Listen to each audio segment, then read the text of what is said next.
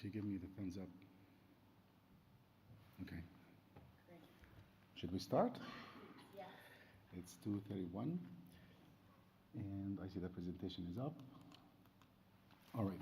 My name is Yasser Al-Karin. I am a PhD student at the University of Victoria, and I also work in health informatics in one of the health authorities in BC. The presentation today is about how to prepare the data for machine learning, specifically supervised machine learning. This is part of a much bigger study, and there's a lot more details beyond these slides. The focus today is about the machine learning aspect of it. However, in the first few slides, I will give you an idea what the study is about, and then I will focus more on how we prepare the data, how we manage missing data, etc. The study is a case control study. The idea of it is that we needed to collect data from the electronic health records, specifically nursing assessments, and use this data for supervised learning to predict the possibility of developing healthcare-acquired UTI. In other words, nosocomial UTI. We did this study in BC in one of the, we did this study in one of the regional hospitals in BC.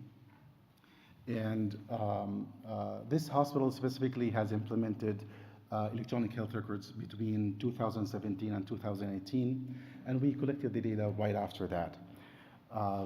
The idea of using nursing assessments for supervised learning is not widely used in the literature. As you probably know, nursing document extensively in the EHR. They document everything. Vital signs is one example, but there's head-to-toe assessment, cardiovascular assessment, respiratory assessment, and they do it on a daily basis. There's so much information in there that is not being used. So that posed an opportunity to use this information to predict some nosocomial infection.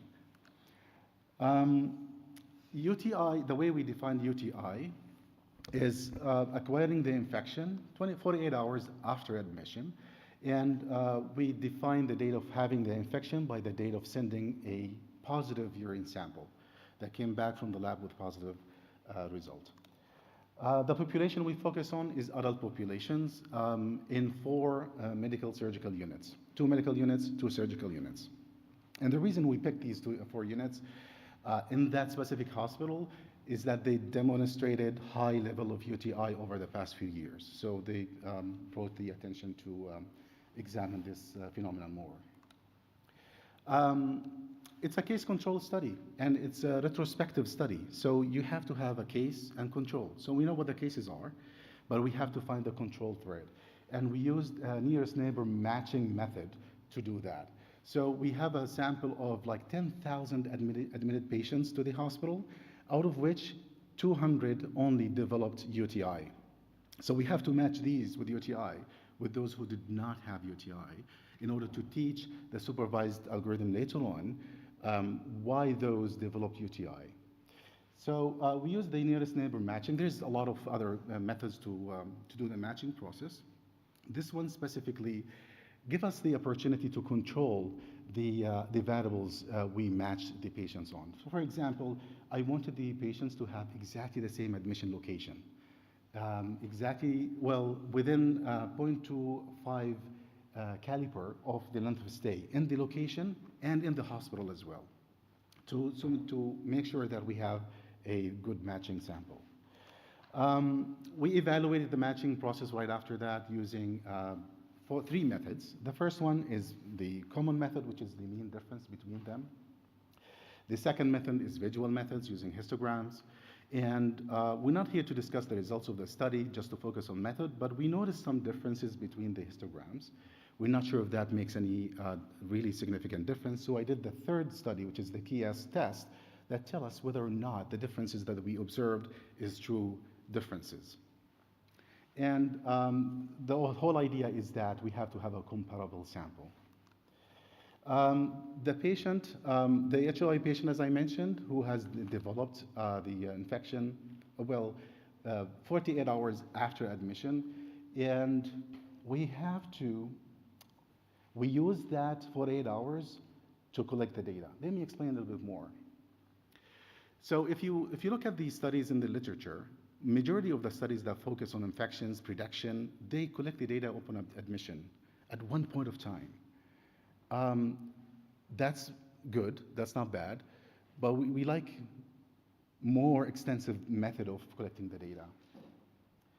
Some patients develop the infection 2 days after, some after 1 week, some after 2 weeks, some after like a month after admission. You know, medical patients sometimes stays for a long time in the hospital. So what I did is that I looked at this 48 hours mark from the time we sent the positive urine sample, and that's when we collected the data.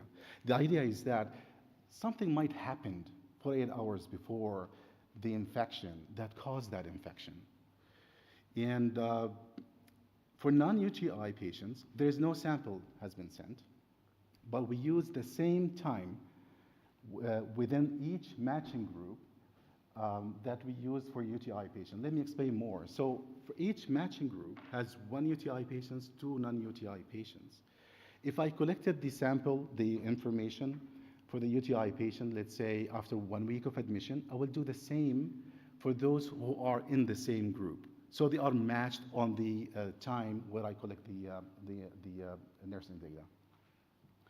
There's a lot more information in there. I'm very happy to discuss that after. Now, the core presentation is about how we prepare this data for machine learning. These are the steps for machine learning. These are global steps. Everybody almost used the same steps. The first step is the longest, data preparation. So when we collected the data, you're not talking about 5 variables or 10 variables. It's hundreds of variables in there. We collected everything. We did not limit the variables by any means.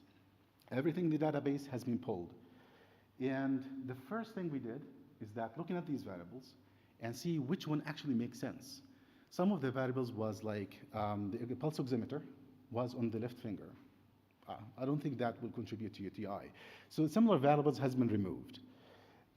Then we did something like standardizing all these variables. I have to teach R, as you see in the previous slide. We used R for the machine learning. You have to teach the software which variable is a categorical variable, which one is numerical variable, because that will be used later on in the analysis. We also did feature engineering. So some of the variables has the same meanings, same options, answers. So if they are the same meanings, we should not treat them as different variables. So we combined them together. We also extracted new variables that wasn't there before. An example will be, you know, when we do the initial assessment for nurses, you assess the radial pulse, +2, +1, left and right, then you assess the same pulses in the leg. I created a new variable named best peripheral pulse, for example, and then I picked the best answer out of these into one variable. There's many variables that we did the same, but that's an opportunity using your clinical knowledge. It's very subjective. You have to be clear about what you have, about the factors and why you built them. It's very subjective and it depends on your clinical knowledge. Every study has to account for missing data. We know that. Like if you have some missing data, you're probably thinking about imputing that data using mean, mode, the easy statistical methods, relatively easy. When it comes to EMR, unfortunately, the data quality is not necessarily good. And the studies shows that you might have up to 90% missing rates in some cases. In my case, it was 1% up to 99% missing rate. So there's so many reasons that, you know, we theorize some reason why that happened. But the first thing is to do when dealing with missing data, well, that's what we did, is quantifying this missingness. How much we are missing for each variable, you're talking about the columns, and how much you are missing per case, you're talking about the rows. And in the results, we found fairly extensive data, and that's why we did a very extensive process of managing this problem. So that's the first thing. And then we thought about, does this missingness make like any contributions to the outcome? Maybe because of having missing data, we change the outcome because of that. But how can you evaluate that? And because the focus is machine learning, we used non-supervised machine learning to examine that.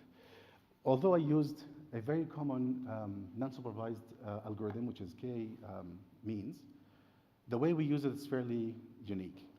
First, we changed all the missing the data. Whenever there is a value for each variable, we replace it with 1. If it's missing, we replace it with 0. So the database ended up having zeros and 1 for each variable. And then we run the algorithm to cluster the patients based on the distributions of data missingness. There's also more details about how many clusters you end up with and how to calculate and how to have the optimal number of clusters. We ended up with 5 clusters. And clusters means that the patients within the cluster are very similar in terms of distribution and different compared to the other clusters.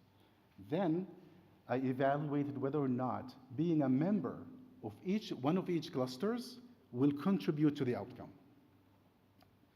So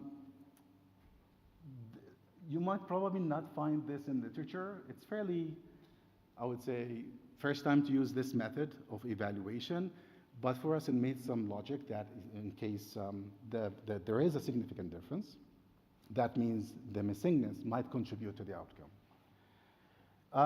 We also use data deletion, which is also commonly used in research. If one case is missing 50% of data, you just remove that patient. 5 minutes left.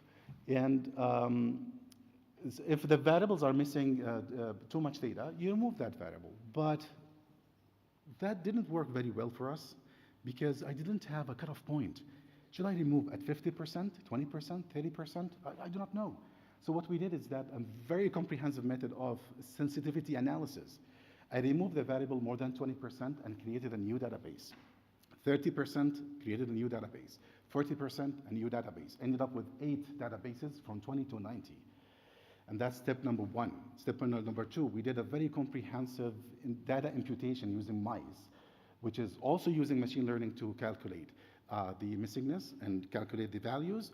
And this created, to account for variability, 5 data sets out of each.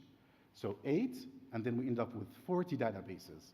And then I run the algorithms. We used 6 algorithms just to have, each one works differently, and we want to make sure that we capture everything, and then calculated the AUC. After that, we did a sensitivity test.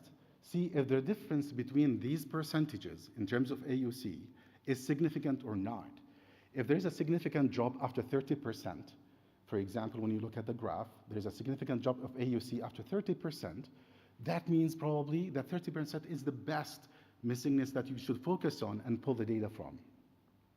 So we did the sensitivity analysis, and also I redid everything again after doing dimensionality reduction, and we used factor analysis of mixed data. Fairly advanced technique of reducing the number of variables. And what this does is that instead of having 40 variables, for example, in your database, you can reduce it to 4 variables or 5 variables. And what it does is it combines all these variables into dimensions and then give a magnitude for each of these variables, and then create another dimensions and give different magnitudes for each variables, and keep doing that until you explain 80% of the variance in the sample. So let's say if you ended up with 4 dimensions, that means 4 variables that you will run the algorithms again, hoping to improve the AUC. And then you do the sensitivity analysis again and pick the best percentage to examine the outcomes. Once we get that, then you can unpack the dimension, look at once you define which one is the best in terms of AUC, unpack it, look at the variables in there, and if the loading magnitude of that variable for that dimension is above 0.35, that means that factor is significantly contributing to the dimension and therefore to the outcome of the study. Again, there's a lot more information about the machine learning, but I don't think we have time, and I welcome your questions.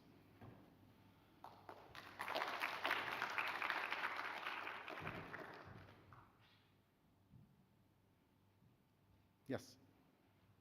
Great presentation, thank you. And I'm your neighbor in Vancouver, so just wondering if you involve nurses, like point of care nurses or nurse specialists, in your decision making around what variables and how you're going to collect It is, we thought about that, having like an expert panel, but that's a different, type of research to involve in to validate that. No, I haven't done that. So I am a nurse, and my background is nursing. I have dual degrees in nursing and health informatics, so I just use my knowledge. No problem. Yes. Thank you. This was a great presentation. Could you tell me a little more about how and why you use decision trees? So I didn't use decision trees alone. Okay, I use decision trees, I use the random forest and X boosting, with all the three of them belongs to the same, almost the same family of algorithms, in addition to neural networks, more about deep learning, and logistic regression, which is work both for traditional statistics and machine learning. The whole idea is that to have that broad perspective. Decision trees is good about the splitting the trees and finding the reasons. It's easy to explain the results, it's fairly easy. It's the weakest though. The more advanced one is the random forest, and the best so far in literature is XG boosting. Almost all the recent research always shows that XG boost is the best in terms of predicting in healthcare. XG boost works, I wouldn't say the same as decision trees. Decision trees is fairly like you split the decision and see which one contributes more to the result, and then you split it again, etc., until you have that tree. Random forest, make it a lot more complex with a lot more trees. XG boosting add additional layer of validation by looking back at the results and validate it one more time. If that makes any sense. Yeah. So my question was similar to Rory's. Just the implications for practice and the linkage back to practice. Sorry, What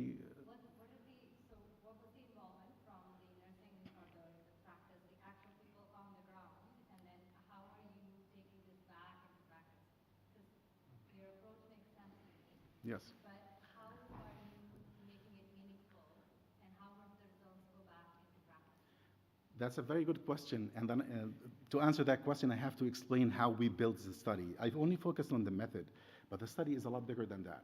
So the study is about improving situation awareness, and I think that's in the title of the study. And the way we define situation awareness is by using one of the theories, Inslee theory of situation awareness, that explains that awareness is about perception of the variables, then understanding the variables, and then be able to predict based on these variables. And we use machine learning because it matches all these three layers of knowledge that improving situation awareness. The idea is, because it's all coded in R, it can be coded in local hospitals. So once you have that perfect model and validated model, then you can link it to the database, pull these variables, run it through the model, and get the results, and then put it on a dashboard. The dashboard will have three layers. The first layer will be the list of variables you're looking at. The second layer, understanding these variables based on the policy in that hospital. And the third one is the prediction of developing UTI. Let me give you a scenario how that looks like. Let's say that ambulation decreases. I'm just going to come up with variables. Ambulation decreases the chances of UTI. Drinking water will decrease the chances of UTI. Removing the Foley catheter in time decreasing the chances of using UTI. Let's say that having the Foley catheter more 7 days increases the chance of UTI. All of these are variables in there.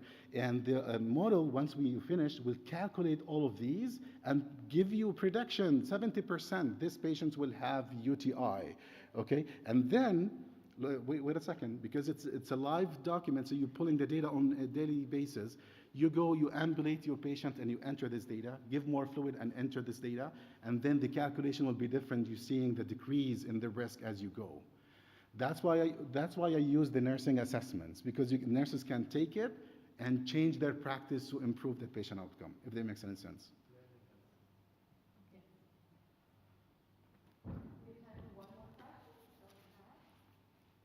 Yes, please. I saw that you use factor analysis and mixed data. Yes. Did you use a lot of qualitative data? I haven't used qualitative data. The data I used all is structured data. Yeah, it's all structured data. FAMD it's a combination of two other types of kind of sophisticated way of reducing the data.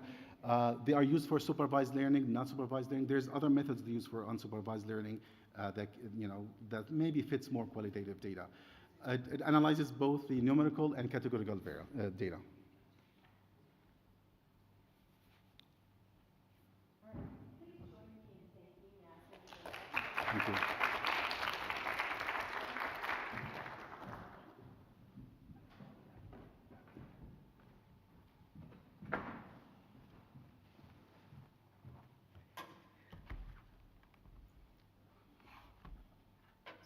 didn't change it. Am I next? Okay.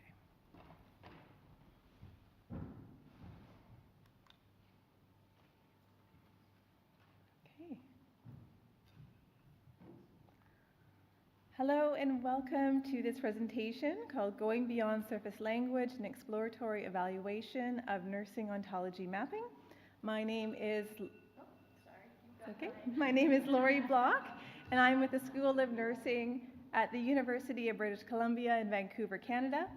I also work as a clinical informatics specialist and leader in Vancouver Coastal Health, which is a large publicly funded health system supporting acute community primary care and long-term care to over 1.25 million people in our region. I would also like to thank and welcome Dr. Nick Hardaker, Emeritus Professor with the School of Human and Health Sciences at the University of Huddersfield here in the UK. Yes. I think you're looking at the title, it was different to your presentation. I think it was tutorial. Oh, that must have got, they loaded the wrong one. Okay. Should we maybe go to someone else and I can run upstairs? Do you have a flash drive? I have. Just load the. Can I do that? The flash drive. Maybe a person is running down. We'll see if we can keep you in the same order. If not, let's just come back. Okay. It's the wrong one. Yeah. Sorry. I do. Yeah. Sorry, everyone. This is why we have it just a few in there. It's under sodium and it's final. Okay. That was me 2 minutes ago. Yeah, yeah. Does anybody have questions about Vancouver while I'm here? Yeah, I know. Thank you for noticing, because I was just rolling with it. Is it true that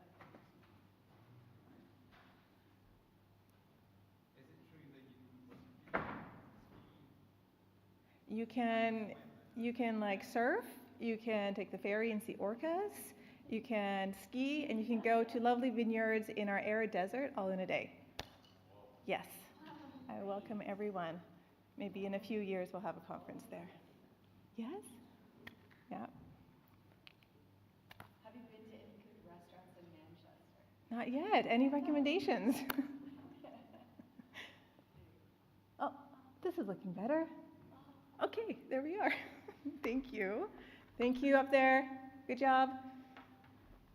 All right, so hello and welcome. Laurie, Dr. Hardaker. So, as part of our work in Canada to move towards truth and reconciliation with the First Nations, Métis, and Inuit people of Canada, I would like to begin by acknowledging that the land on which I work and play at the University of British Columbia is the traditional, ancestral, and unceded territory of the Musqueam people. The purpose of this study was to explore the broader ontological considerations and implications for a subset of concepts from an existing map between the International Classification for Nursing Practice and SNOMED-CT. However, prior to speaking to the specifics of the study, I will provide a brief background. Standardized clinical terminologies provide a common vocabulary to represent information in a domain. A standardized clinical terminology includes machine-interpretable definitions of basic concepts in that domain and the relations among them. Further, standardized clinical terminology, such as SNOMED-CT, allows for reasoning between concepts, semantic interoperability, data analytics, and can assist with artificial intelligence. The International Classification for Nursing Practice, or ICNP for short, is a vocabulary representing the knowledge of nursing diagnoses, interventions, and outcomes. It is also the terminology recognized by the World Health Organization as representing nursing practice internationally. Importantly, in 2021, an agreement was put in place where ICNP would be managed, produced, released, and distributed by SNOMED International. The International Council of Nurses still retains ICNP ownership and the definition of its content, ensuring it continues to meet the needs of the global nursing profession. With that said, I will point out that the data analysis component of this project predates this agreement and consider the two ontologies separately. SNOMED CT is the largest international multidisciplinary ontology in the world, and it's used in more than 80 countries. SNOMED CT is published, expanded, and maintained by SNOMED International, which is a not-for-profit organization. SNOMED CT has more than 360,000 concepts and more than 150,000 synonyms, translated into several languages and covering topics such as diagnosis, clinical findings, observations, procedures, social context, body structures, and more. It also has had multiple nursing terminologies cross-mapped for identification and development of equivalents, including clinical care classification, NANDA, NIC-NOC, the Omaha system, and as just noted in the previous slide, ICMP. So, what are we talking about when we say terminology mapping? The process of terminology mapping can be complex. ISO 123000-2014 explains it as the process of defining a relationship between concepts in one coding system to the concepts in another coding system, and that this work should follow a documented rationale for a given purpose. Mapping facilitates terminology harmonization and addresses the challenges we have in the complexities of information systems having the need to navigate through the proliferation of multiple terminologies and ontologies representing similar domains. The work of mapping can include human and automated processes with at least some form of human-led manual interpretation to verify the surface language of the concept labels match. In other words, matching apples to apples. Maybe I should say maple leaf to maple leaf. I don't know. In this research project, we wish to evaluate the surface language mapping from an existing ICMP and SNOMED CT equivalency table, and explore and evaluate the deeper definitional features going beyond the surface words to consider the ontological composition, specificity, and hierarchical placement. We used an exploratory research approach to evaluate a small subset of concepts from the 2019 ICMP to July 2020 International Edition of SNOMED CT equivalency table for diagnosis and outcome statements. The sample set of concepts were chosen by selecting every 100th pair. The evaluation considered two main parts of analysis. In the first, we considered compositionality and specificity using web ontology language expressions for the selected concepts. Specifically, compositionality looked at the asserted and inferred expressions of the mapped concepts, and specificity considered the granularity of the mapped concepts. In the second part, we considered the hierarchical placement of the concepts all the way through the concepts given conceptual hierarchical ancestors, leaf to root. This was done by using the ICMP browser and the SNOMED CT browser. All comparisons were done by Dr. Nick Hardiker and reviewed by myself. A total of 5 concepts were extracted from the source equivalency table, including risk for spiritual distress and at risk for spiritual distress, impaired adolescent development and impairment of adolescent impairment, earwax problem and excessive cerium in the ear canal, impaired ability to perform leisure activity and diversional activity deficit, and finally, food allergy to food allergy. When evaluating compositionality and specificity, each of the 5 pairs had differences. For example, when evaluating compositionality, earwax was explicitly described as a negative judge state in ICMP, whereas in SNOMED CT, the negative state is implied for excessive cerium. Oh my goodness, I'm so sorry. I'm having pronunciation, in the ear canal by its categorization to disorder. And for this concept of earwax problem, the specificity of SNOMED CT appears to be more granular than ICMP. Specifically, SNOMED CT indicates in its definition the nature of this issue as being related to the contents of the ear canal and its finding site located as an external auditory canal structure. For ICMP, as you can see, there is no specified finding site or interpretation of what it means to a specific finding site. In a different case, SNOMED CT was more compositionally explicit for food allergy. For example, ICMP casts food allergy as an immune system process with a negative judge state, and SNOMED CT associates the term with the causative agent as an edible substance, i.e. food, and manifestation as an allergic process. In other words, the food allergy has a causative agent of food.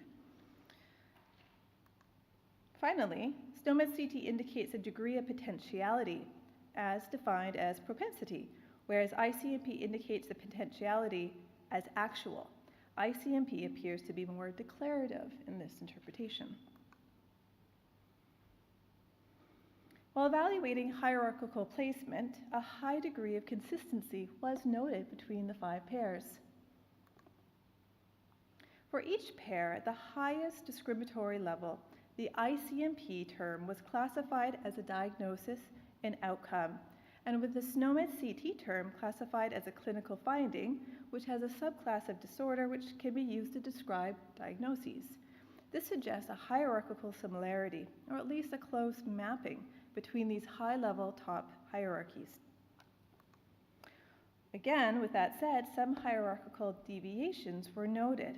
Again, using the example of earwax problem, we observed that in SNOMED CT, the hierarchical placement is inclusive of an anatomical location. In ICMP, anatomical models are largely absent. For food and food allergy, the hierarchical placement of the 2 substances differ. For example, unlike the ICMP term, the SNOMED term makes explicit reference through the definitional attributes to a causative agent, which results in the classification as a propensity of adverse reaction to an edible substance. This difference may have utility in application in discriminating between other etiologies, or perhaps discriminating between different causative agents, such as the difference between a causative agent that's airborne versus food.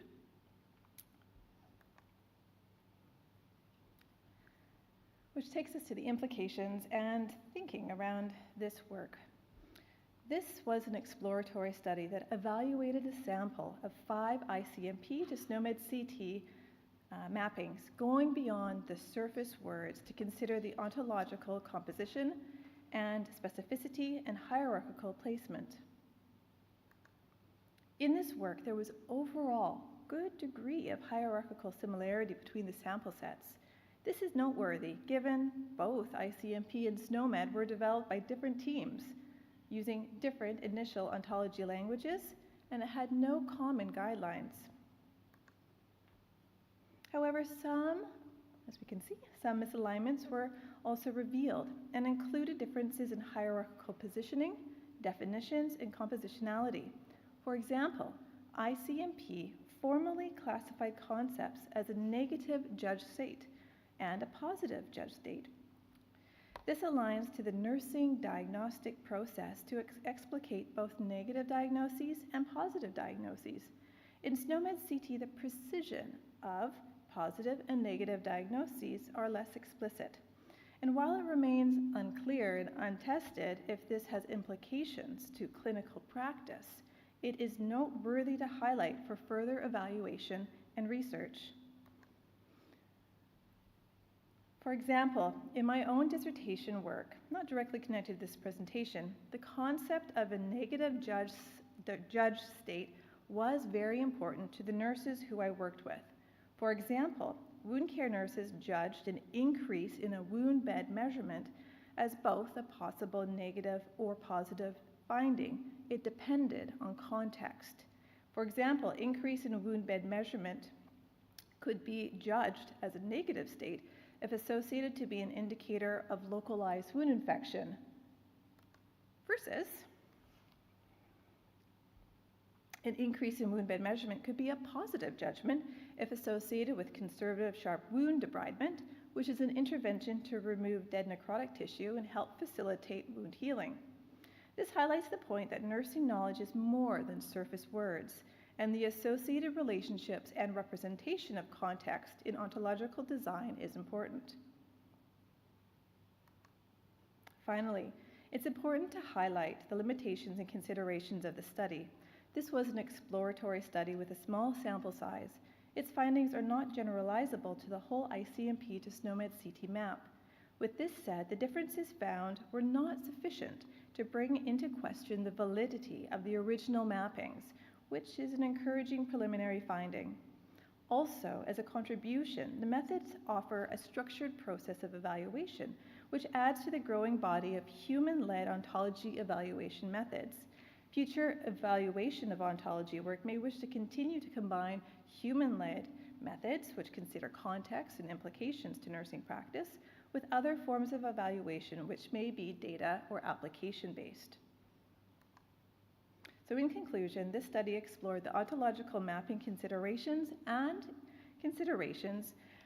for equivalency mapping between ICMP and SNOMED CT. While there may be other potential points of comparison, the evaluation of compositionality, specificity, and hierarchical placement suggests that these may be important factors to consider in future manual mapping and validation activities. I wish to thank you for your time, and I welcome comments and questions. Dr.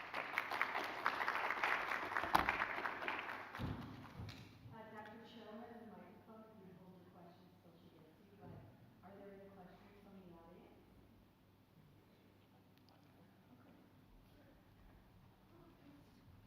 You got it.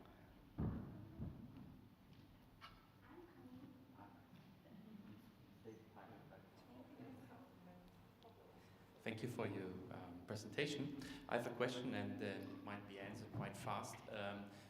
The data you used, is it structured, or is it also free text based that people enter the end content? And in this case, what are the considerations of the situation that there are a lot of people coming to a country with less language capacity and spelling wrong terminology, not finding the right words for what they mean? What are your considerations in the context? Very good question. So the sample set that we used were standardized clinical terminologies or ontologies. So this was coming from big database of structured clinical terms. So perhaps that answers your question about if it was free text. In terms of, does this particular set of content have availability for other languages? If I'm understanding that right, yes, both SNOMED and ICMP have been translated into several languages, and so that in itself has been covered. However, your point about spelling inaccuracy, so if we were to apply, let's say we were going to use this ontology to structure some natural language processing in the free text, which might have spelling issues, I think there's going to have to be some considerations of how we might work with large language models or other processes to clean up and add precision to the ability for the NLP to do targeted mapping.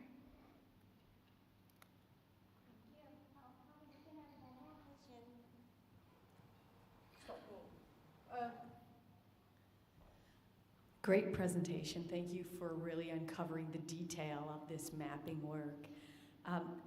I noticed the terms you chose were really quite different. How did you choose your terms? Yeah. After Dr. Hardiker and I talked about this, and I remember you saying it's not really random, but it's random as much as it could be in the context. So it really was just taking the equivalency table for nursing diagnoses and outcomes that existed in 2019-2020, and just going down the list, 100, 200, 300, and actually by the nature of doing that, there was actually a nice spread of terms. Yeah.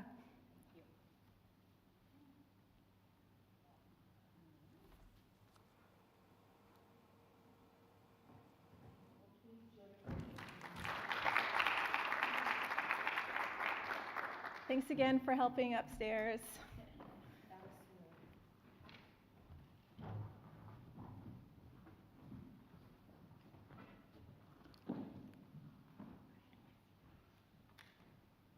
Okay, let's move to a total different kind of topics. So, my name is Ulla-Mari Kirjunen. I'm from the University of Eastern Finland, and I want to honor also my other authors of this paper.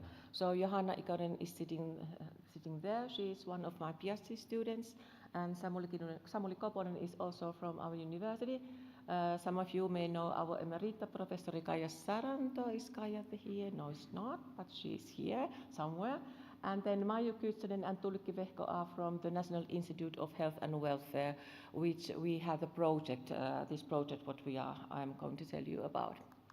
So very shortly of me, I'm the Professor of Health and Human Service Informatics, and from at the University of Eastern Finland really, and I'm also the co-chair. So far I'm a co-chair of the advisory panel in EMEA and I.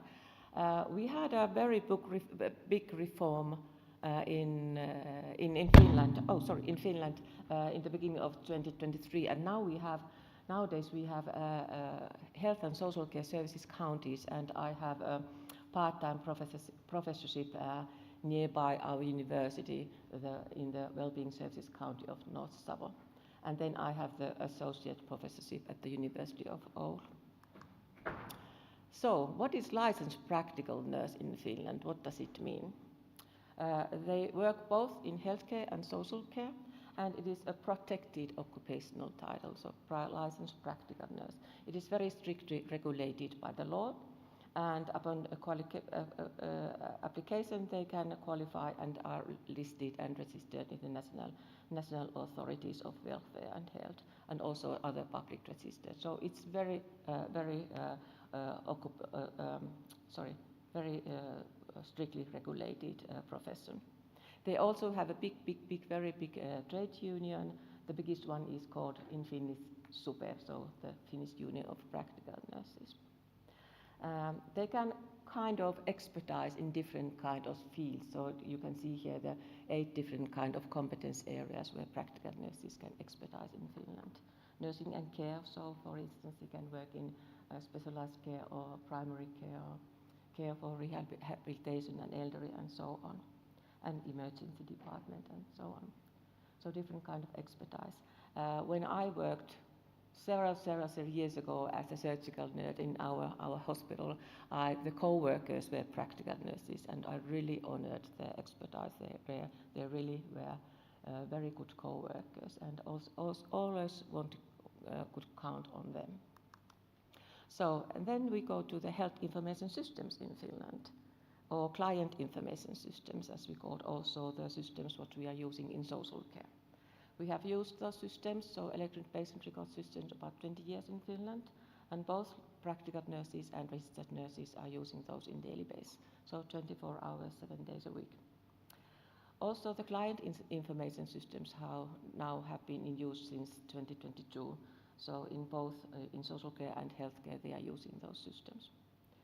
We have had a big project with the National Institute for Health and Welfare since 2010. So we have had surveys to nurses and physicians and to social care workers. And here are some of the results of our latest surveys concerning this. So we evaluated the use and usefulness and benefits of information systems.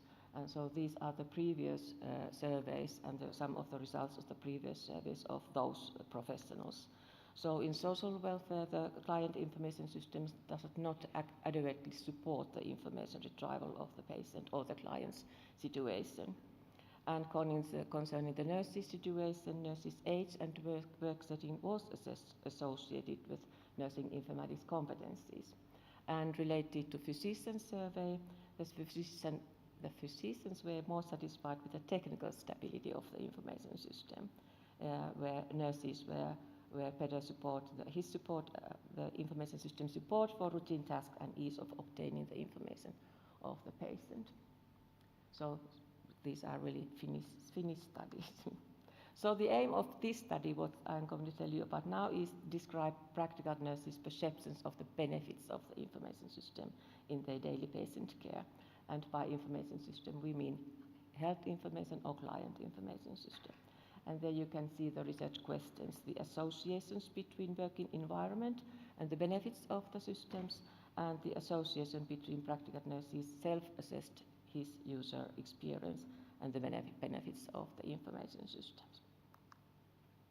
We collected the data in 2022 in period of 3 weeks period, and we had an online survey.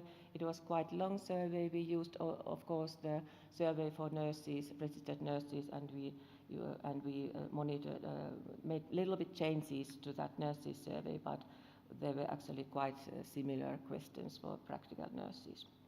And we sent it to about 54,000 members of 2 different kind of trade unions. And we aim to have responses from practical nurses aged 18 to 25. 25 is the retiring age of nurses. And we got the ethical approval from the National Institute for Health and Welfare, which I said was organized this survey. By the benefits we mean, so we had different kind of claims in the survey, but by the benefits we took these 4 different claims. How the information system support to help prevent medication-related errors, to avoid duplication exams, to help ensure continuity of care and quality of care. And you can see the Likert scale there. So when we counted the means of these benefits, we must look when we look the results, the higher the value of the interpretation, the lower the estimate of the benefit. So then I have this terrible table here. Let's see. So the background questions we asked for the working environment. Does this laser work? No, it doesn't actually. Oh. So in the left there, you can see the different working environments where the practical nurses worked. So public health sector, private sector, social care, and outpatient services. And you can see, okay, here, now it works. So you can see that most of so total amount of responses is here. So the percentage of the response is not big, but we are satisfied with that, almost 4,000. Most of the practical nurses work at social care, and you can see different kind of information systems what they are using, what practical nurses use. So there are huge amount of different kind of systems also in Finland so far, but the situation is changing nowadays because of the welfare service counties. So, but there are certain health information systems what they are using mostly, and here the amount of respondents is here over 1,000. So most of the social work practical nurses are using the Lifecare, the brand name called Lifecare. So remember, the higher the interpretation, the lower the estimate. So those who got the smallest mean, they are the best information systems. They evaluated how they use it. Then you can see here one name which didn't get very low estimate. So here is the Abotti here, and also here is the name of Abotti. Abotti is actually a name of the organization which is located in the capital area, so very southern Finland, in our capital. And actually the software what they are using there is called Epic, or maybe somebody knows the name also. So maybe this is what I wanted to say about this slide. Then about the benefits of the information systems. So remember the 4 claims, duplication exams and quality of care and continuity of care, and what was the first one?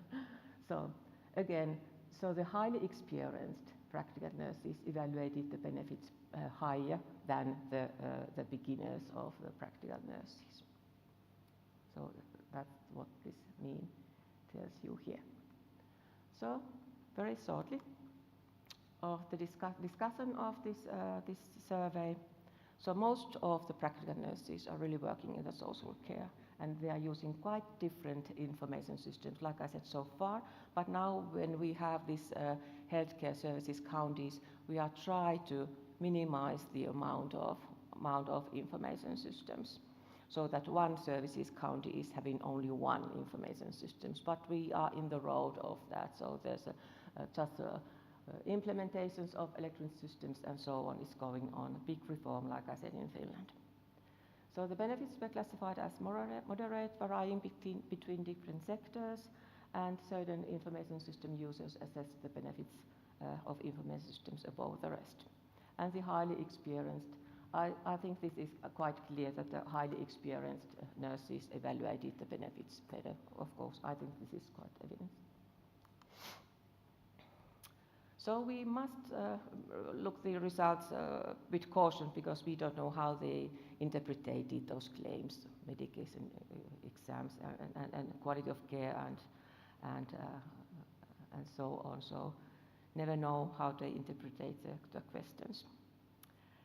Like I said, we have now the reform, and the technology also brings many benefits, but we must take this into caution, because it comes to patient safety and quality of care and so on, we must have new research further research concerning these topics. And I also want that also registered nurses, but also practical nurses' voice are really heard in the development of information systems. Like I said, we practical nurses, we use them all the time, more and more.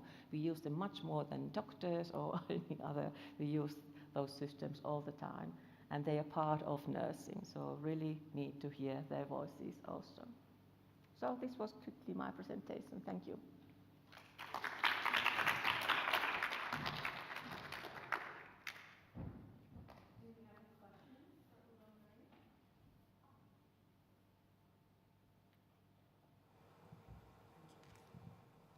Hello there.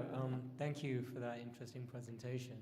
I was curious, since your LPNs heavily use these systems, have any efforts been made to include their voice in the design of these systems?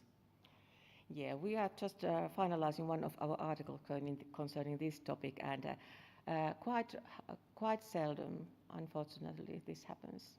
Yeah. We are really true that it would be better, the situation, but no, it's not. And no time has been given for nurses or practical nurses to be involved in this development process. Hi, thank you for the presentation. Really interesting findings. So if I'm interpreting it correctly, the benefits were kind of hovering around 2.5 to 3, and the higher the number, the lower the benefits. The lower the benefits, yeah, that's right. Yeah. So 3, I'm trying to flip things the other way. Yeah. So I work the other way. You will change that. so 3 is towards the lower end of the scale, not the higher end of the scale. Yeah. And I find that very disappointing. So information systems are introduced to bring benefit and to reveal benefit. Yeah. And yet this is showing a kind of negative side, moderate to negative side. That's right. And I'm just wondering, so what have you had any interface with the vendors, and with in relation to your findings, and perhaps reveal to them that they're not delivering on the marketing promise? I know it's contentious, but and somebody somewhere has to take some responsibility for this. Yeah. And it's kind of boring after 30 years for this to be the message, consistently the message. Yeah. So I'm not sure. I just welcome your thoughts and whether you have interfaced with the rather enormous score from social care for one of the vendor systems. They need to know that, because that is a disbenefit, in my mind. Yeah. Thank you, Nick. We have sessions with the vendors concerning the other surveys we have also done with the physicians and social workers and registered nurses, and we have showed them the results, and we have had great discussions. Yes, they have listened us, but what has happened since then? Yes, yeah. We have different I think this EPIC, they didn't participate in that session, but the other vendors did actually. They are so different. We don't exactly know why it is so secret, the thing they are doing in the capital area. Don't tell everybody. Yeah, but we have had the discussions with vendors, yes, yeah. Shortly.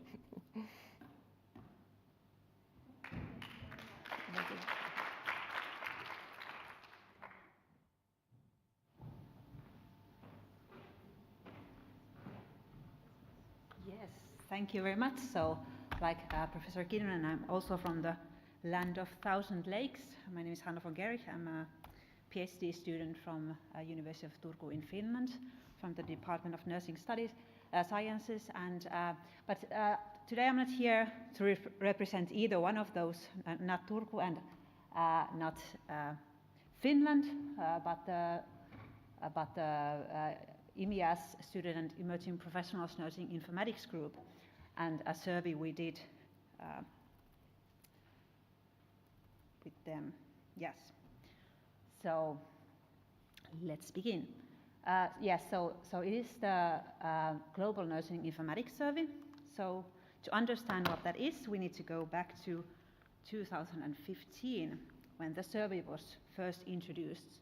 So it was then known as the International Medical Informatics Association Nursing Informatics Student Working Group, who realized that in order to actually move things forward, we need to go to the nursing informatics and ask them what the current needs and the future needs of nursing informatics actually is. So a questionnaire was developed, and it was informed by the current literature at the time, as well as domain experts. And the questionnaire was translated into 6 different languages: Arabic, English, Korean, Portuguese, Spanish, and Swedish. And it was a quite successful questionnaire. They yielded more than 400 respondents from 44 countries. And at the time, in 2015, the most common trends in nursing informatics included big data science, standardized terminologies, education and competencies, clinical decision support, and mobile health.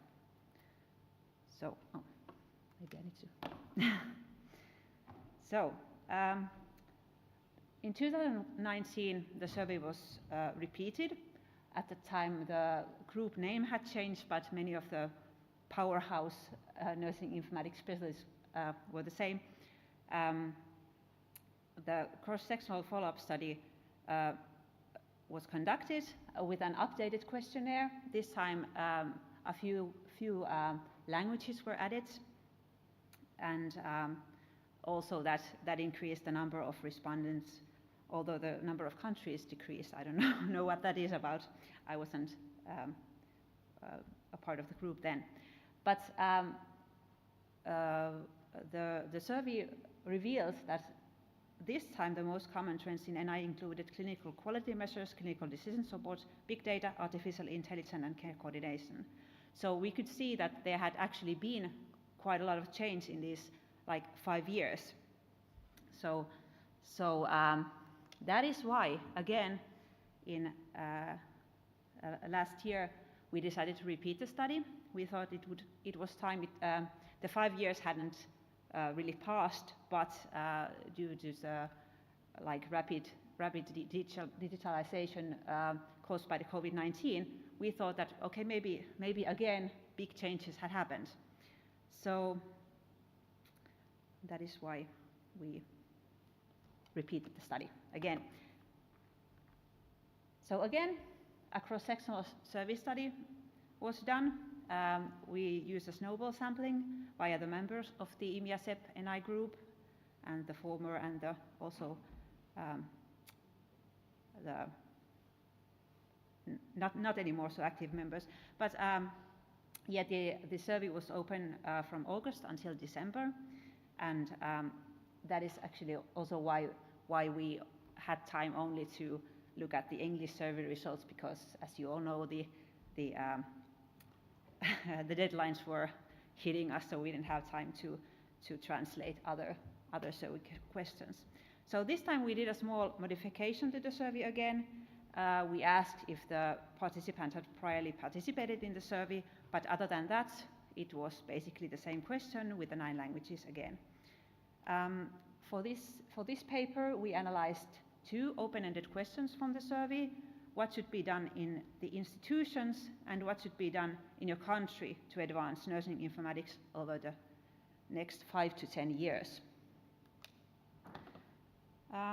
So, as I said, we only had the English speaking or the English survey results, so it's not that very surprising that also most of our participants came from English-speaking countries and also from small language areas like Finland, for example.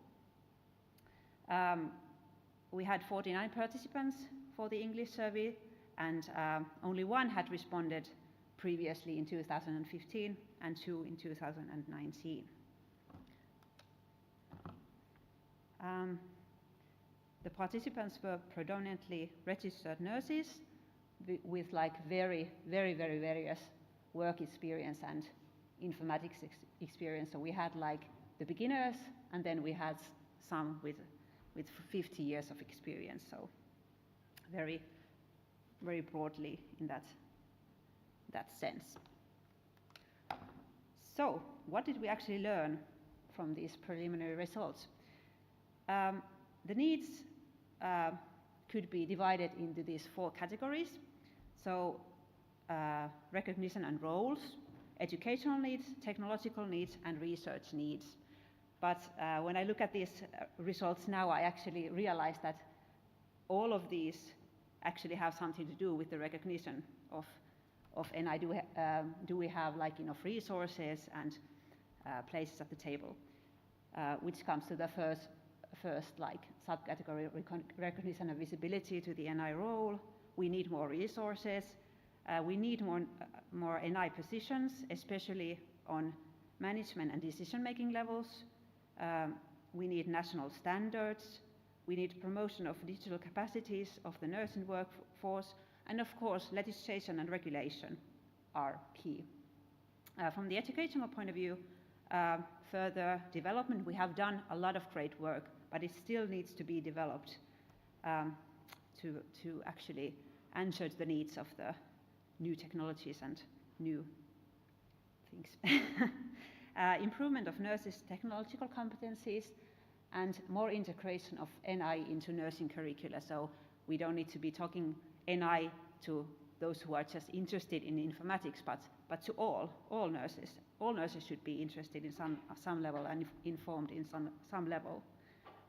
Technological needs, we need more user-friendly and high-performing, high-quality technologies. We need to increase the interoperability and integration of technologies. The mere development of technologies, it's not enough if we have like separate systems. That doesn't help us. We need them to be together and be easy to use. We need promotion of standardized nursing language.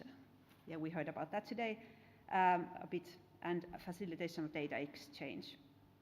From the research point of view, again, legislation, regulations to promote NI research, and we need money, basically, better funding. So if we compare these preliminary results to the survey results from 2015, we realize that not much has actually changed. Maybe little nuances we get when we actually get to analyze all the results from all the other different translations, but still, we are still talking about the same things. We're still talking about education and training, research, practice, visibility. What didn't come up this time was the collaboration and integration, which I think is great. We have perhaps moved forward, or maybe people are just tired of talking about it, but still, we're still talking about the same things after 10 years. So, what should we do about it? Yeah, that's a good question.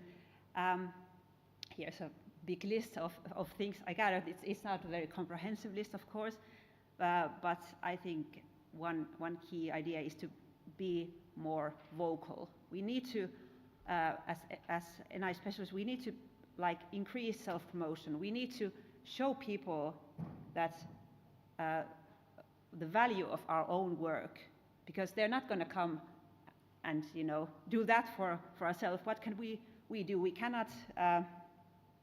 We need to be vocal about the value of the outcomes of the research we do. We need to be vocal about the clinical impacts. We need to be vocal about the operational impacts of what we do. So, yeah. And we also need to make like a unified definition of nursing informatics. A recent literature review showed that there is actually not one. So if we don't know what we talk about when we talk about nursing informatics, how can anyone else know? So we need to perhaps do a bit more work on that. We need to continue the interdisciplinary discussion and develop more refined guidelines, define NI competencies, increase informatics knowledge in all levels of nursing, and we need to get our seats at the table more.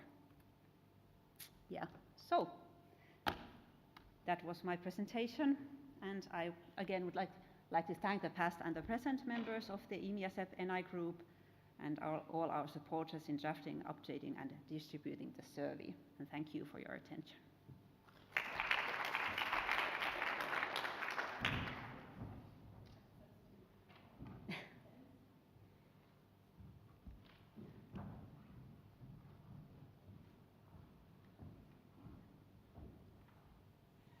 Hi, thank you so much. I'm not surprised by the results. I think, it's worldwide, global, that people are, yes, we're coming into technology, but technology isn't working the way we think it should be working, and people just don't have the time. I know we all want to say we want our nurses to be involved in building our technology systems, but we don't even have time for them to be at the bedsides these days. So I think the role of the informaticist is really important in regards to the functionality of technology is easy and it's pretty standardised across the systems, but it's what we're putting into these systems that is causing the disgruntlement. Like, we're putting too much into it, so as the role of the informaticist, it's time for us to come out and just say, no, we've got to start taking that out. It's got to be minimal rather than more. Just because you can doesn't mean you should.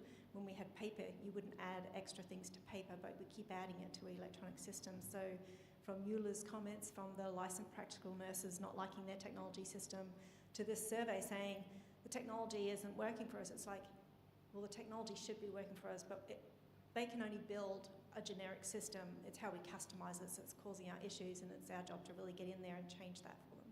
Yes, agree. Thank you.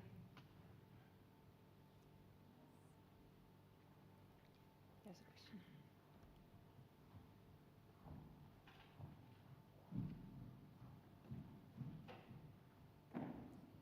Thank you, Hanna. That was a great survey. Was there anything about continuing education related to, for instance, old nurses like me or some of those nurses who really haven't worked with the computers and so on? Because I think it's very important also, the continuing education. Yes, it came up also, but of course we had like very small percentage of we just have like less than 50 participants. So, but yes, it was mentioned there also. Another question: we do have informatics definitions for nursing informatics and medical informatics. We know, for instance, the list of HIMSS-TIGER of those. Are they not valid anymore? They're valid, but it has been surveyed. I don't remember the name of the survey anymore, but it has been surveyed that it's not clear to the outsiders, at least. So yeah, maybe we need to be more vocal about that too. Like, we have this definition, but yeah, it's not very clear.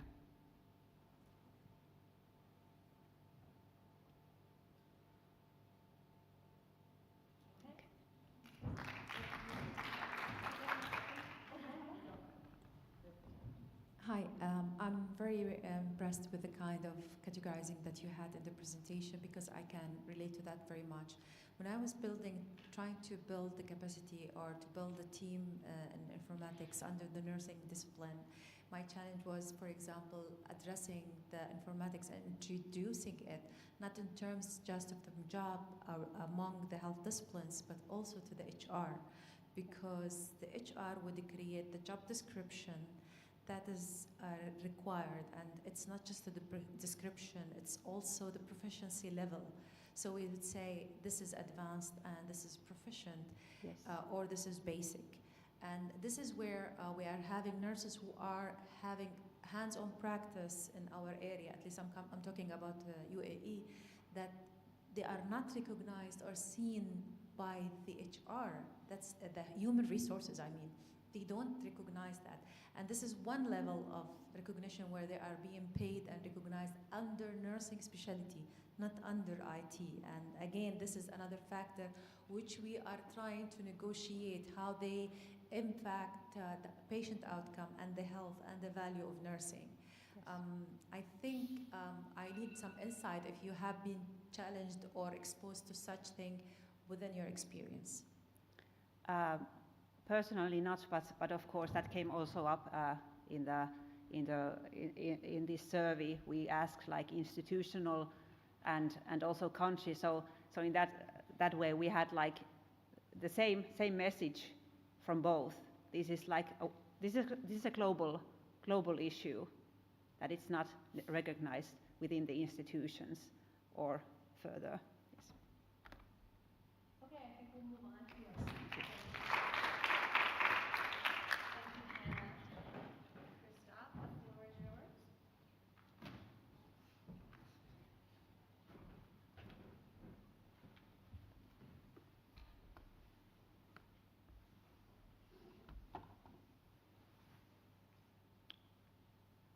All right, so thumbs up.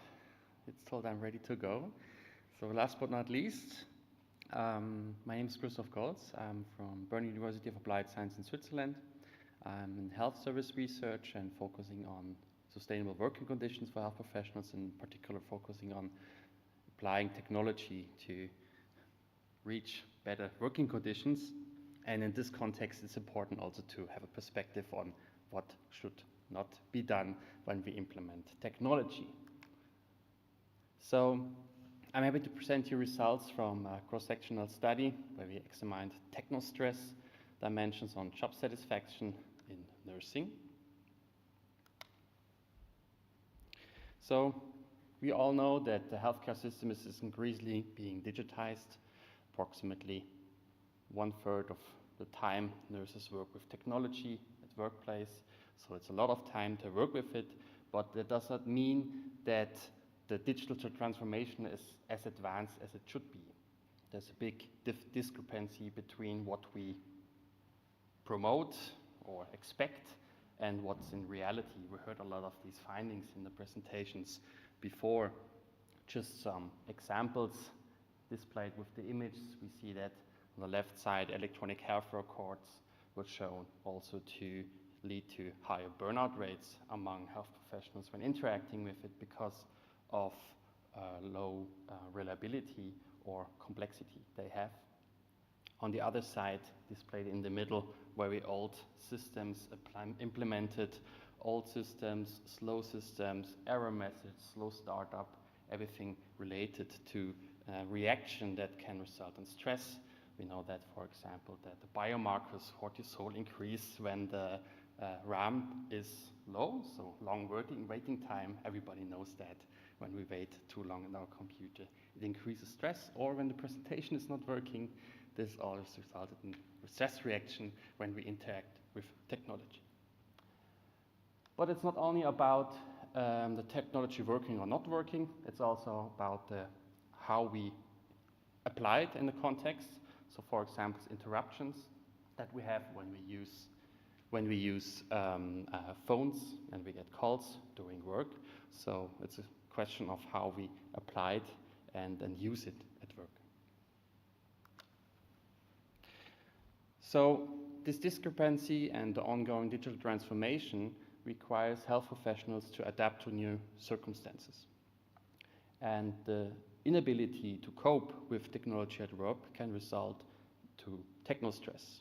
And here's the definition of technostress. It's a reflection of one's discomposure, fear, anxiety, when one is learning or interacting with computer technology. So all kind of stress reaction when interacting with technology. From research done before, we know that technostress among health professionals is associated with health-related long-term consequences, such as burnout or neck and back pain, but also work-related, lower job satisfaction, or higher rate of intention to leave the profession or the job. But we do not know about which aspect of technostress is the most relevant in the context. This is quite a complex construct, so we applied in this study a focus on all the dimensions included in technostress, which of those dimensions is the most relevant when we have focus on job satisfaction. So what we did do in our cross-sectional study, we aimed to describe the 12 technostress dimensions among nurses, to identify the differences between the dimensions, and to identify the association between the dimensions and job satisfaction.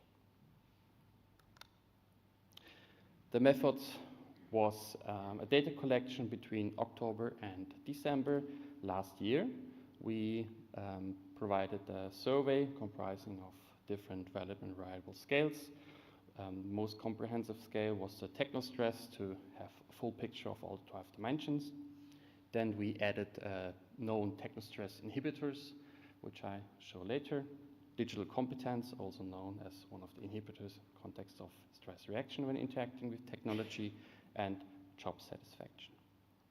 As analysis, we did ANOVA and post-hoc Games-Horval analysis for group comparison, the technostress dimensions, and the multiple linear regression backward selection, because we were only interested in the context of the most relevant associated factors with just job satisfaction.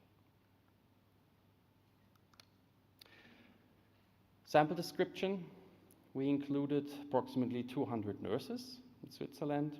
The average age was 37 years. 90% of them were female. You already see it's a convenient sample. Usually we have a high proportion of female working in research, but in this sample we had a higher percentage of nurses, and also very high percentage of registered nurses in Switzerland.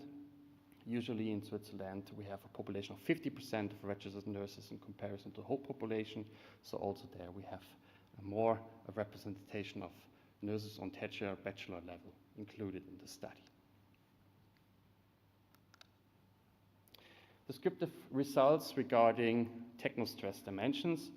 The red line you see, it's the average, so we can say it's moderate technostress experienced by the nurses included in the sample. And on the left side, those with the higher ratings, I want to go more in detail in it. So uncertainty was one of the highest dimension, and it's the feeling when there's too much change.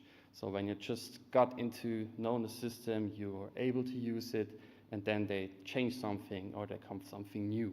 So it's not about stress reaction when interacting because a tool is not working. It's because of there's too much change because of the digital transformation process. Second is the interruption. So when you get interrupted during work, it's not only phone calls. And another study we did, it's a lot about emails. So I don't know if it's also in your country, but they had some cultural changes that the nurses write emails to the physicians and then they have several hundred emails to react. But it's also a question of how to implement these communication tools and use it. So interruption is a big problem in the sample we included. Unreliability. This is a question of when it's not working. From another study we conducted, we also see it's a question of you need to sign in to get into your account, but then it doesn't work, or it loads too long, or you take your laptop thinking you're mobile, and when you arrive in the room there's no battery, so you need to connect it somewhere, or you go somewhere and there's no Wi-Fi connection. So very basic issues they have with unreliability in this context. Another field is overload. Overload is the feeling of that they have to work more because of technology.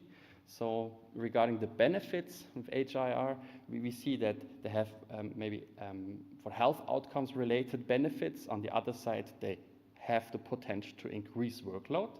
So all what is promised to some context that it will decrease the administrative process is currently not on the right side. And last but not least, the topic of performance control. So performance control, when you get the feeling that when you enter data into a system, everybody knows what you're doing. And it has the potential that somebody can monitor your work and can have a look on whether you work properly or not. And this was another study particular in psychiatric care, very interesting, where we will have a look future on it because it seems that there's a different kind of understanding of data protection and feeling of getting monitored by data entry. On the left side, you see the inhibitors, and I think it's also a finding that comes along with presentations that were shown in this conference. We see that there's on average a good technical support present. The organizations have some kind of support for facilitating literacy in the context for onboarding processes, for getting into a system. And a biggest issue is the involvement facilitation. So it was rated very low on average. So nurses involved in the study reported that to some very low involvement into development, implementation, and evaluation of tools. So here we see now descriptively displayed big discrepancy regarding the inhibitors that should be focused on in future. And very high self-reported on digital competence. I come to this finding later on. On the right side, just to show the overall pictures, we have the job satisfaction summarized on a study sample, which is in Switzerland, that we have now a national monitoring of job satisfaction among nurses. It's when we transfer to the percentage, it's on average 70% of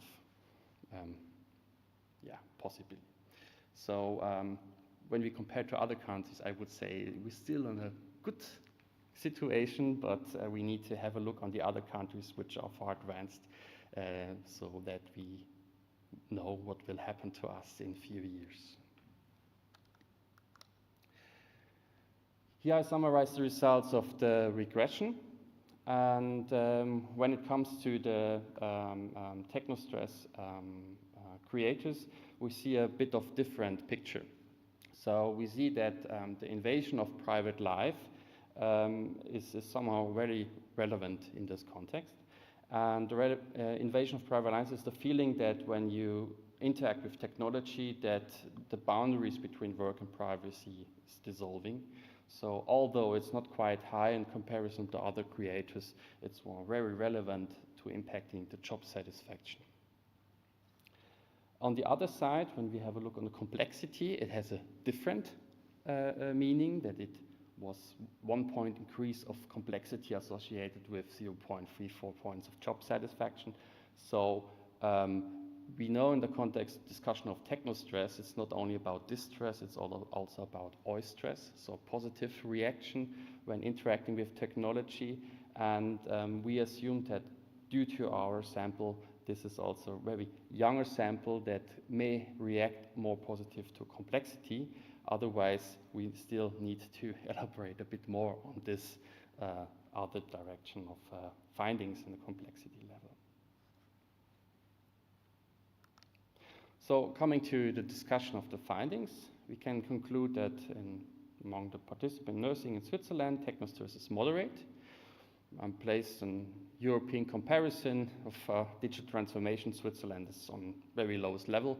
So I think there's still potential for increase of this Technostress with the ongoing digital transformation if we do not make any countermeasures, such as increasing the inhibitors So what the findings show that it's not about the technology, it's more about how we implement and use the technologies when it comes to interruptions, or we do too many implementations and do not give the nurses enough time to get to use on other tools. And as said before, it's a big issue of not being involved in all this process, but not only in the development, implementation, but also the evaluation, when we know there are all the tools and they stay there and they're just not usable, low usability, but is not being evaluated in this context. Limitations are a cross-sectional data collection, so we can say something about the association of our indicators, and the majority were registered nurses and female. In other studies we conducted, we were able to show bigger differences regarding educational level. So it's more relevant when we discuss the digital competence, because it's an association there regarding the educational level. And in our country, there's a high degree of nursing aides who also work with technology, and they have totally different requirements. So what are the conclusions? Ongoing continuous support, not only IT support, but also social support, supporting others in the team, to have this felicitation, to engage with the Technostress creators, promote digital competence in education and practice, because to some contexts they come with higher digital competence in it. We know that it could be some kind of finding from the Dunning-Kruger effect, because they do not know what is coming up to them when we will have AI and other technologies in future. We assume that this will change regarding the self-perceived digital competence when they have new technology to interact. Overall, what I want to conclude with is that it's need for long-term planning, for proper strategic digital transformation. So in future we want to look about on organizational readiness for technology, so that you properly prepare yourself and have a planning in implementation processes, that you are able to have sufficient time to properly implement the thing, evaluate it, and then go on to the next technology, which is quite difficult in this disruptive time, but as you can see, it's relevant. So thank you very much, and now I'm there for questions. Thank you. So anyone has a question?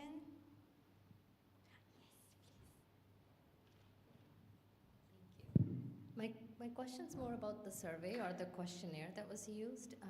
How was it distributed, and what was the, like, how many people received it? I see the N of 209 as the completion rate. So just curious about what was the return back? Yes, so we did a study before where we contacted 20 health organizations to do a survey. And based on the findings, we wanted to have an ongoing data collection to these different dimensions. So we got one organization who agreed to participate in it. And within this organization, we distributed it, but also asked for snowballing sampling to send it to other nurses. And during that time, we can say it's a convenient sampling. And that during that time in our place, the master students finished their lecture. So there were also one who got invited, and they distributed it the most. So I think it's here displayed quite of a bias in the sampling, but it gives the first insight into that there is a bit of variation in the dimensions. So in a future research project, we want to have a proper sample to have this perspective more in depth. Thank you.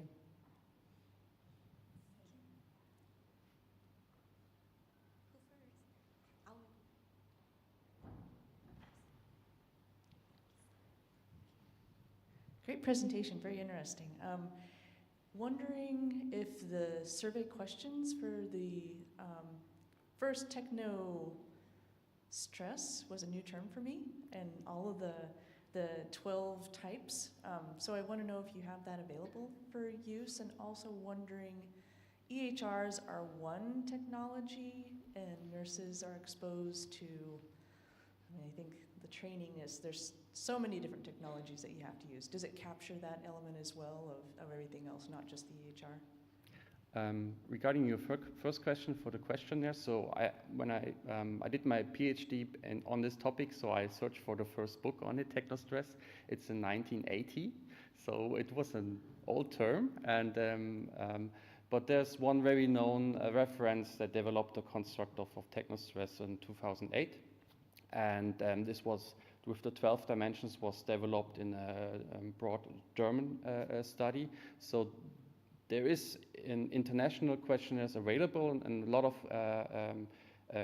language with only the core 5 dimensions. And regarding the 12 dimensions, I think it's currently only available in German. But it's freely available. I'm happy to provide this information. And regarding your second question, I had this question in mind 1 minute ago, but I lost it.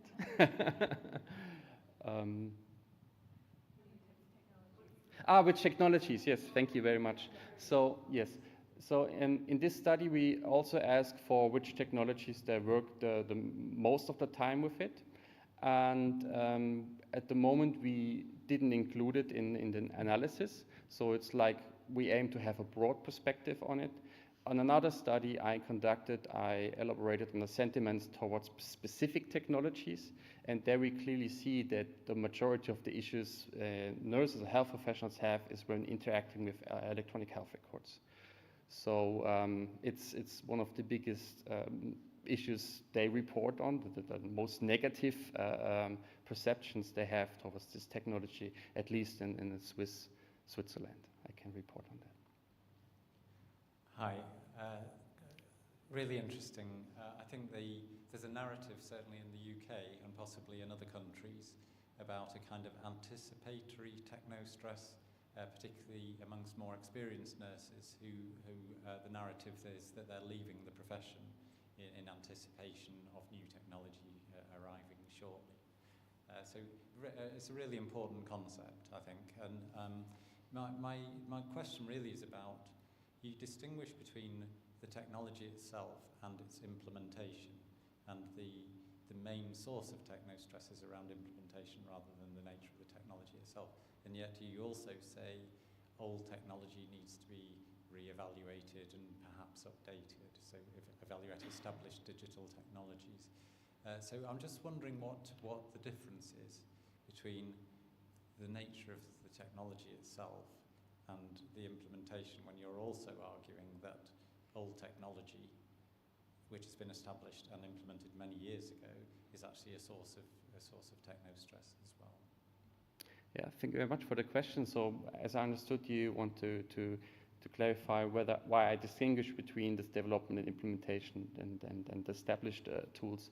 One thing is that I don't want to say that it's not needed to have them early involved in the development. I think that's core essential.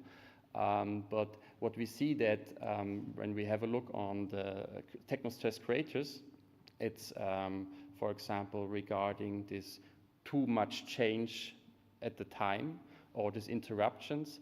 And these interruptions is how we use the technology. So it's not a question of how the dashboard looks, how the people enter the data. It's more on whether we have regulations on saying you have to pick up the phone, it doesn't matter when, or you have to go into Outlook to check your email, it doesn't matter when. You have no regulation how to use it.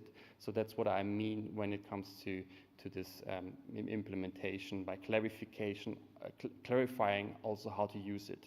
So I want to distinguish that, because the results show it's more about it, how it's used in this field.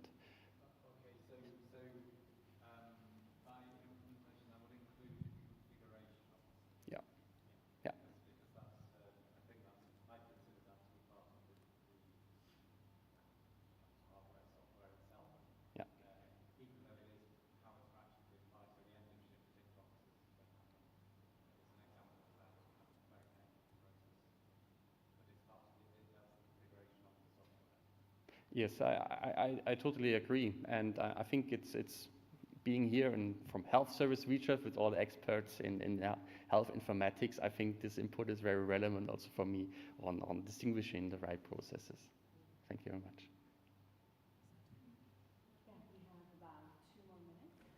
Can I just ask quickly, do you find any evidence, and I think you alluded to it, of a conflict of interest between how the nurses entered the data and their job evaluation? Because in the U.S., their job evaluation is sometimes based on how well they scan, how well they document in a timely manner. And I'm beginning to see some evidence of a conflict of interest. Did you see anything like that? Not in this study, but in another study I conducted when I focused on the sentiments towards technology. I did interviews, and there we clearly see that individuals said, well, when I haven't entered the data properly at the end of my shift, my superior is coming to me and saying, well, you need to do that, you need to do this. On the other side, when it comes to like adding content to the tasks that were done, so it's all about, if I check all these information, I'm fine. But to be honest, I didn't do it. So it's a lot of misentering data just to, like a response bias, just because it is expected to have this information in the data, but to be honest, I didn't do it. Yeah. One more? Okay. Really great work, and I'm going to flip it maybe a little bit and pick up on the other side of it. And so I'm just curious with technostress, if you've seen in your work or perhaps in other literature, if there's any, we have something called accreditation. So at what point do you see technostress as something with which to evaluate against an organization or even unions or regulators to say you're causing our employees stress? So I'm just wondering, like, how is this being operationalized in other ways? So it comes also to occupational health.